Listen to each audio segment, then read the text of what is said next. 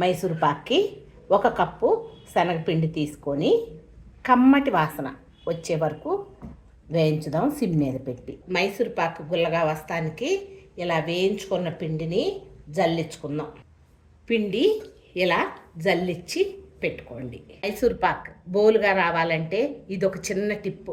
పిండి ఇలా జల్లించిన తర్వాత అనచకుండా అలా పెట్టేసేయండి, బోలుగా వస్తుంది మైసూర్ పాక్. ప్లేట్లో కొంచెం నెయ్యి వేసి ఇలా రాసి పక్కన పెట్టుకోండి రెడీగా. ఈ కప్పు పిండికి 2 కప్పులు షుగర్ వేసుకోవాలి. 1 2 కప్పులు పంచదారకి 1.5 కప్పు నీళ్లు పోసుకుందాం. సిమ్ మీద పెట్టి పాకం వచ్చేదాకా తిప్పుదాం. చూడండి ఎన్ని నలకలు ఉన్నాయో. దీన్ని ఫస్ట్ వడపోద్దాం. ఎన్ని నలకలు. ఒకవైపునేమో పాకం మరుగుతూ ఉంది. సిమ్ మీద పెట్టి ఒకవైపున నెయ్యి కాస్తున్నా. ఒకసారి చెక్ చేద్దామా పాకాన్ని. కనిపిస్తుందా? వేయించి జల్లించి పెట్టుకున్న పిండి వేసేయండి. సిమ్ మీద పెట్టండి, తిప్పండి, పిండి వేసేయండి. ఉండలు లేకుండా తిప్పండి. ఉండలు లేకుండా చేశాం కదా. చూడండి సిమ్ మీదే ఉంచాను. పక్కన కాగబెట్టుకుంటున్న నెయ్యిని కొంచెంగా పోద్దాం.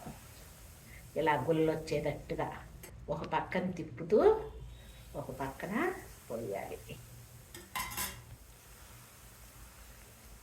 పొంగు వచ్చేటట్టుగా పోయండి. కొంతమంది సగం నూనె సగం నెయ్యి వేసుకుంటారు, కొంతమంది నూనెతోనే చేస్తారు. మీ టేస్ట్ని పట్టమ్మ. కొంతమందికి నెయ్యి పడదు. అందుకని నేను ఇప్పుడు ఇది మొత్తం 2 కప్పులు నెయ్యే వేసి చేస్తున్నా. మనం నెయ్యి అంతా పోసేసిన తర్వాత చూసారా విడిపడిపోతుంది. అయిపోయింది, తీసేద్దాం. ఈ తీసేస్తాం అనేదే కరెక్ట్ టైంకి తీయాలి. అటు ఇటు అయిందని అంటే పొడి పొడిలాడిపోతుంది.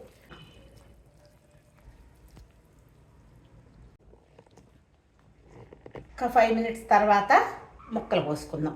ముక్కలుగా కోసుకొని ½ అన్ అవర్ తర్వాత డీమోల్డ్ చేద్దాం. డీమోల్డ్ చేద్దామా?